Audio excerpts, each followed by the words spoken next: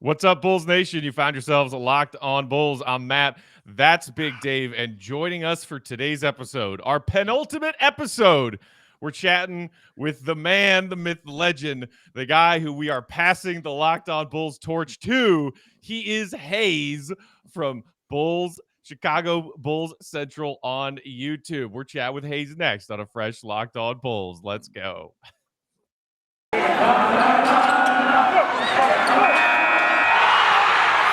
You are Locked On Bulls, your daily podcast on the Chicago Bulls, part of the Locked On Podcast Network, your team every day. Here are your hosts, Matt Peck and Big Dave Watson.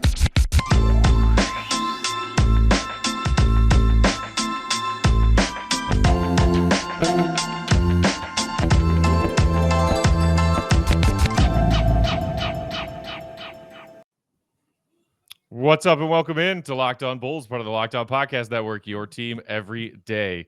I'm Matt Peck. You can follow me on Twitter at Bulls_Peck. You can follow my co-host Big Dave at BAWL Sports. You can follow us at Locked On Bulls. And that text and voicemail line is 331-979-1369. And introducing the person who will be responding to you starting next week on that text and voicemail line is our guy Haize, who you can follow on Twitter at CEO Haize. Haize, welcome back to the pod, man, and congratulations. How are you, sir? Thank you. I'm good, man. I feel like were you guys low key? Did you give me was that a rehearsal? Because did you guys already know what was going on? I feel like I was set up now, but no, I'm doing good, man. No, we had no clue, bro. Keeping everything on the DL these days.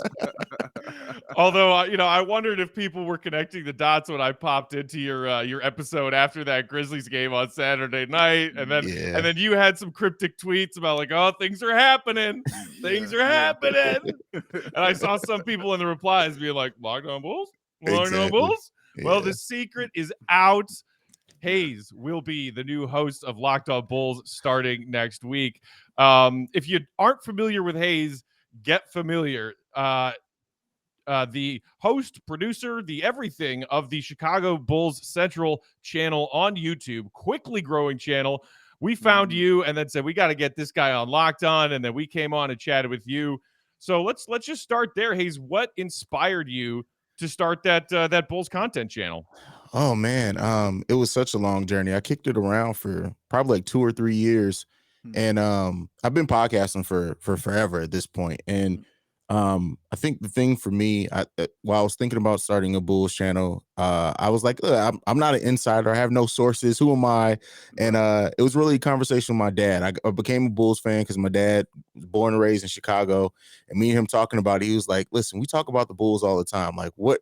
You know everything. Just start the channel, son. And so I started it a week later. But I've been a Bulls fan my whole life.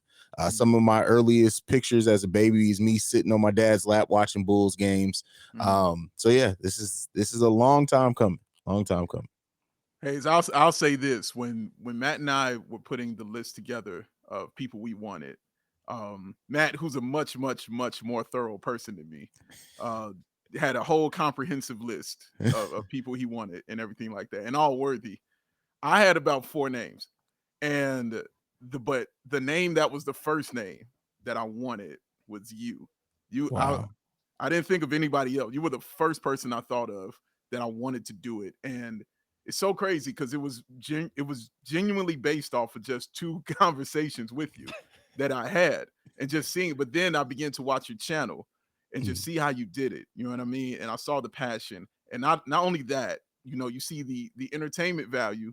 And then you see the knowledge, you know what I'm saying, all in one package together. So for me, it's no other person that would be better suited to continue this journey on because of what Matt has built here and what I just kind of coattailed in on. But I know you can continue on with this journey with Locked On Bulls, man. And I don't think it's anybody better to do it. Damn, that's you got to write my eulogy, Dave. I appreciate that. That's like that means a lot. Like hopefully a long time from now. hopefully, If anyone's eulogy is getting written soon, it's mine. Let's make that perfectly clear. All I'm gonna say in his is I gave him an extra year. That's all I'm gonna tell him it is. I gave him an extra year. Oh man, I really do appreciate that. Like especially I said it when I was on here last time. Like I've been listening to Matt for God, it feels like almost a decade at this point. So like to take over something that Matt's been doing for what 4 years now, and Dave, I found you through Matt and everything. Like I've been listening to you guys forever, and so to inherit something that I know you guys put your heart and soul into, and that you grew, and that Bulls Nation loves so much, is I don't take it lightly, and I hope that the listeners give me some time and figure it out, and we're gonna have fun together. That's for sure.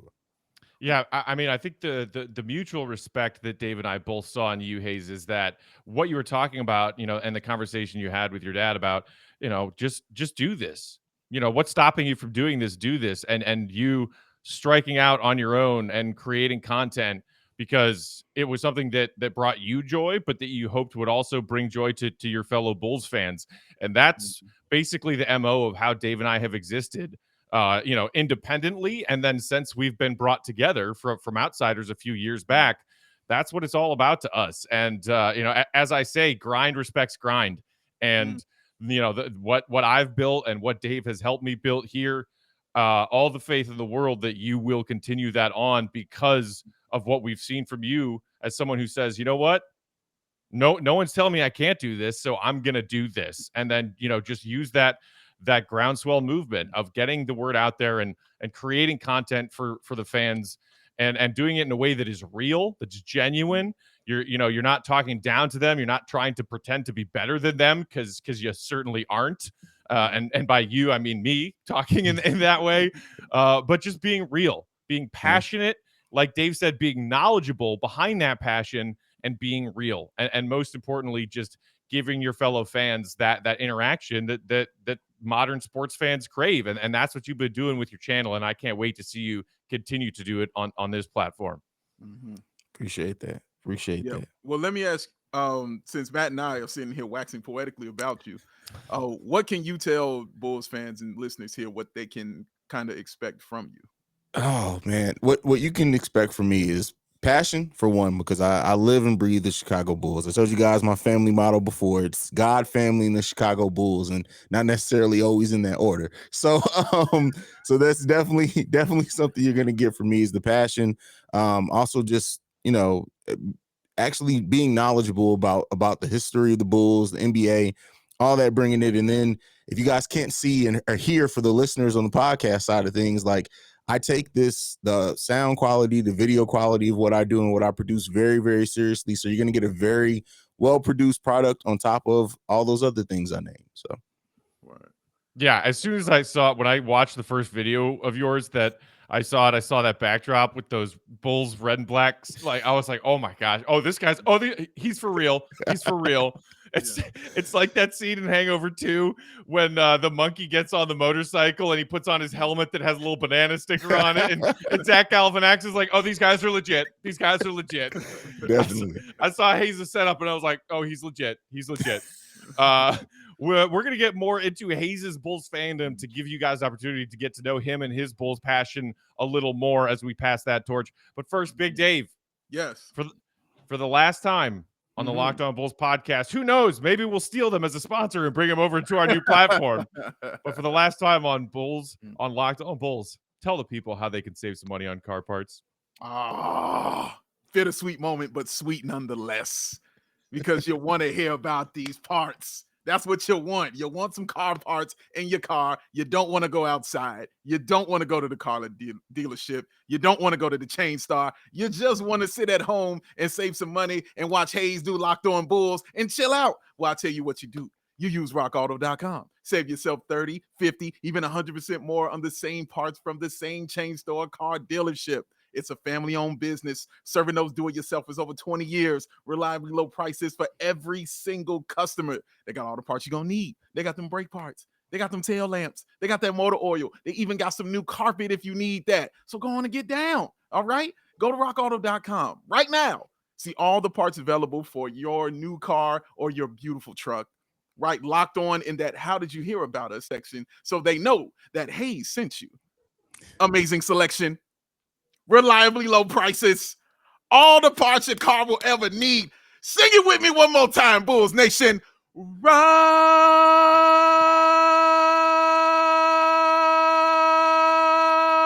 Auto.com. Oh, the bittersweetness. Anybody need a tissue? I need a moment, Man. Need a moment. While Dave collects himself, Haize, let's start here. I know it's a hard question. I'm throwing it right at you with no warning. Okay. Mount Rushmore, Chicago Bulls franchise. 4 all time. Jordan, Pippen, Noah, Rose. Wow, No you had hesitation. that locked and loaded. Ready to go. But of those 4, who is your favorite Bull? Not who you think is the best, but who is your favorite Bull?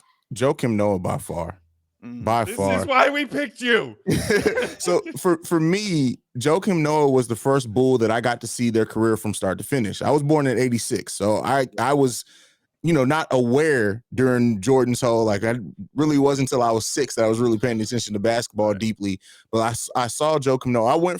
I was pissed when the Bulls drafted Joakim Noah. I can't remember who I wanted them to draft that draft, but it wasn't Joakim Noah. And so for me to start from somebody who I was like, we'll see what he does, to literally by his second season, I was so engaged in everything that he did as a player, to by the end of his Bulls run, he's my favorite Bull of all time.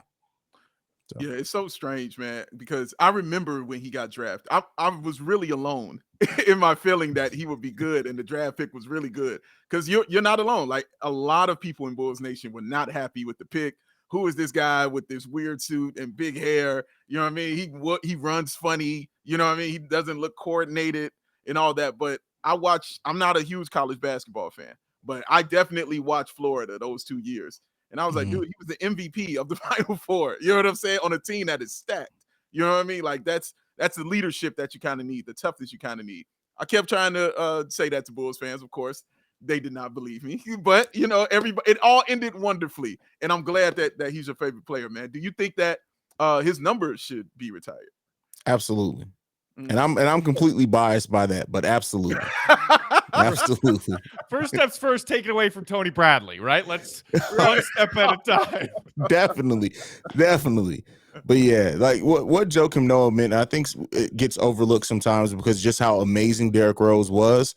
But the leader of that team was Joakim Noah. And so, yeah, what he meant to the city, what he still does for the city, right? Joakim Noah's number absolutely deserves to be retired. Yeah, I like that. All right. Let's go with this. Favorite moment in your Bulls fandom history. So it can be, a shot, it could be a block, it could be whatever. Favorite moment in Bulls fandom history. Derrick Rose hitting the game winner 3 against Cleveland that year, because it just, that was him coming back from injury. People doubted him still. And I know we ended up not winning that series and LeBron hit a game winner the next game, but like that shot just meant so much for me to just see a player who was from Chicago and was the MVP and coming back from injury. All that meant a lot. Outside of that, I'll say this too. And I don't remember exactly what game it was, but Ben Gordon in the series versus Boston, that whole series. Whole series. Man. Yeah.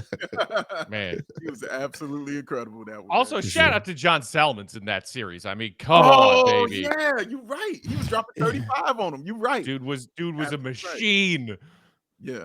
Slept on Bull right there. Not talking about enough, honestly. John Salmons had the 2 years in a row where he averaged 20 points per game, and then he left us and literally was out the league like 3 years later. Because nobody could understand how he was doing it. Like, he was so slow. You know what I mean? He wasn't a great jump shooter. He didn't have great athleticism or anything, but it was just buckets. It was like Paul Pierce. You know what I mean? It was just buckets on top of buckets all the time, man. Yeah. Shout out John Salmons, man. Come back around, John Salmons. Come hang out, man. For real.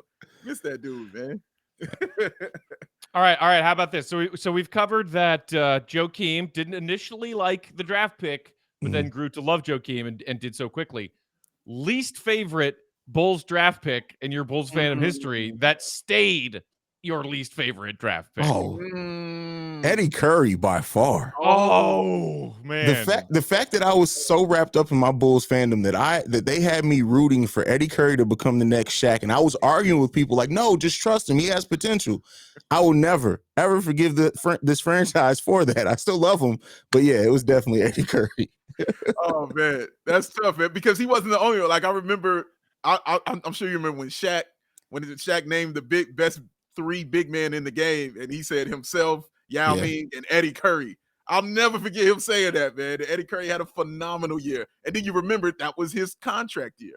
Yeah. You're like, oh, that's the year he gets paid. Didn't do anything else after that, man. Oh man, dude. And then I'll have to say too, Marcus Teague, just because God, yes, God. Like, I mean, who wants Draymond Green when you can have Marquise Teague? Come on. God. And I remember that we drafted him the same season after that Rose basically missed that whole season. I remember there were Bulls fans saying, because that time it wasn't Reddit, was it Real GM's forum somewhere? And they were like, well, Marcus Teague is the only one who can give us anything similar to what Derrick Rose. I was like, you guys are stupid. Like, what? Yeah. Oh man, yeah. What a waste of draft pick. What do you think, Haize, is for yourself? Is going to be the biggest change for you, or if there's going to be one, a big change for you doing Locked On Bulls as compared to what you were doing with Bulls Central? So what I'm going to do with Locked On Bulls, at least initially, finish out the season. I'm not looking to change a lot, right? I want the listeners for it to feel familiar to them and for us to get used to each other. And then right out the rest of this season, after the off season is where if I do make any changes, it'll be then. So what I look to do, at least initially, is just, hopefully keep them entertained like you guys have for years, and then add my own flair into it. And then we'll see about anything else that I want to do with the show after that. Just middle of the season, I don't feel like it's the right time to make any major changes. So great point. Yeah. Speaking of middle of season, we're nearing the end of it now. Bulls having a couple of tough losses against Memphis and Miami, gearing up for a tough back-to-back, Atlanta, Milwaukee, Thursday, Friday. What is there one thing, Haize, that you see as a key that the Bulls must do, whether it's a certain player returning to a 100% version of themselves, if it's something that Billy Donovan needs to do differently, if it's about the rotation? The Bulls are kind of floundering right now and eagerly waiting for guys to get back. What is the one thing that you see them as needing to accomplish to get themselves set up in the right position to make a deep playoff run? I want to see the defensive intensity come back. And I know a lot of the Bulls fans say, well, they're missing their best defenders in Caruso and Lonzo Ball. And that's true, right? That's what they bring in one-on-one defense and able to switch to different positions can't be replicated by many players on this roster. But it seems like we lost our edge defensively. And that's something that I really want to see come back, because defense is effort and energy and activity. And it seems like we get down on ourselves as players sometimes. And I want to see that come back. I really want to see them bring that back, the ball movement come back. Remember the beginning of the season where we were, especially in the preseason, where we were turning turnovers to quick points? I want to see that come back. Where did that go in the last 20 games or so? It went with Alex and Lonzo to the sidelines. Yeah. And then definitely I want to see what Patrick Williams, I don't expect Patrick Williams to come in with 15 games left in the season and just completely wow, but to see Patrick Williams play with this team, right? We've never really seen him play with confidence in this team and have the veterans around him that he does. And I'm glad that he's still traveling with the team. He's been able to soak in a lot, but I really want to see Patrick Williams get some playoff experience, play with veterans and stuff like that, and what that does to his growth heading into another offseason. Those are the type of things that I'm looking for. Of course, I want to see AC and Lonzo back. That's for sure. I think one thing that I didn't realize about Lonzo, because I wasn't a Pelican fan and I hate the Lakers, so I haven't really watched a lot of Lonzo games in his career, is that just how versatile and active he is on defense. It's crazy. It's there's been several possessions where he guarded 3 or 4 different players at different times in one possession, and it's just wow. So yeah, it's special. Let me ask you that, because as of recently, there's been a big debate among Bulls Nation about DeMar DeRozan and him being the MVP. Where do you have DeMar DeRozan as far as right now MVP voting? Do you have him high? Do you have him in the top 5? Where does he stand for you right now? He's number 3 right now for me, but it fluctuates between 2 and 3. And I try to, be objective about that, but really when you look at the season that he's having and also the impact and the fact that we have more wins than anybody else you can list in number 1 or in the top 5 in MVP voting, and wins matter. And the fact that the way that this team changed, we've made a lot of offseason additions, but it's been DeMar who's been the steady hand all season and the king of the fourth, and those type of things I think should matter. And then another thing is that the national media needs to hold themselves accountable. You said that he was the most overrated signing in the offseason, and because he's having the season he is, that means that should be wowing you guys even more than these players that you expected to have great seasons coming into the season. So DeMar DeRozan definitely deserves, I think, to be in the top 3 of MVP voting if it were to happen today. Boy, preaching. Yeah, I think you just won over a certain amount of our listeners right there with that answer. I think he's on that fringe right now of cracking the top 3. Obviously, that month of February was ridiculous, and if like, there's no way he can replicate that for the remainder of the regular season. Like, that would be, other planet kind of stuff. But even if he still finishes strong with these kind of similar numbers, even if they come down a little bit, I think there's a chance for him to crack into the top 3. I think he's certainly a lock for top 5 at this point, unless the Bulls lose out, the remainder of their regular season. I understand people who are making the argument for him as MVP front runner, and certainly plenty of Bulls fans wanting that to happen. A lot of it is being pointed at towards, well, look at the record. He's the best player on the team that's the best seed in their conference. Why not? Well, now the Bulls are 2 games back with a whole lot more hard games in front of them. So that argument takes a hit if the Bulls end up as the 3rd or 4th or 5th seed instead of the 1st seed. For sure. Absolutely. I've always said that the Bulls have to hit that between that 52 and 55 win mark for him to get some serious votes for MVP. And I think we have a chance if we listen. They got to tighten some stuff up, but there's a chance. Oh man. With the addition of Tristan Thompson, as you probably heard me talking about since I'm doing the show, how much I needed and wanted a goon so bad on this team, and how much I wanted Tristan Thompson. What has he been for you as far as expectations wise? Has he exceeded them, or is he about what you thought he was going to be? He's brought everything that I thought he would bring. And I think he has a chance to exceed them. I don't know what's going on there. It seems like Billy Donovan has a hard cap of like 16 minutes for him, because I think Tristan needs to play more minutes. But what he's been able, and then he's brought back that communication that we're missing on defense with Alex Caruso and Lonzo not being out there. He's talking to the players out there and helping them kind of know what the other team's trying to do on defense. And I want to see that be more successful, but he's bringing that back too. And that, I think that veteran leadership and that calmness, and just I miss having a competent backup center that you don't have to worry about dropping the ball from going from here to over their head to try to dunk it. So just having all that back has been great to see. But Tristan's brought just about, but I was really high on Tristan Thompson. Even at, I think 10 games into the season, I was talking about, I had a video on buyout, and Tristan was literally my number 1 candidate for the buyout market then. So I've been really high on Tristan for a while. So were you one of the folks who, after that loss to Memphis, was saying, I wonder why Tristan wasn't in there down the stretch of the 4th quarter over Vooch? Definitely. For a couple of reasons. Vooch, I understand the theoretically having Vooch out there and what he offered as a 3-point threat. But especially when you look at the play that Billy Donovan ran and the fact that Tristan Thompson is a better offensive rebounder than Vooch, it made sense to have him out there and possibly get you another possession and a quick shot if we did miss the shot that we took. I didn't understand why he wasn't out there.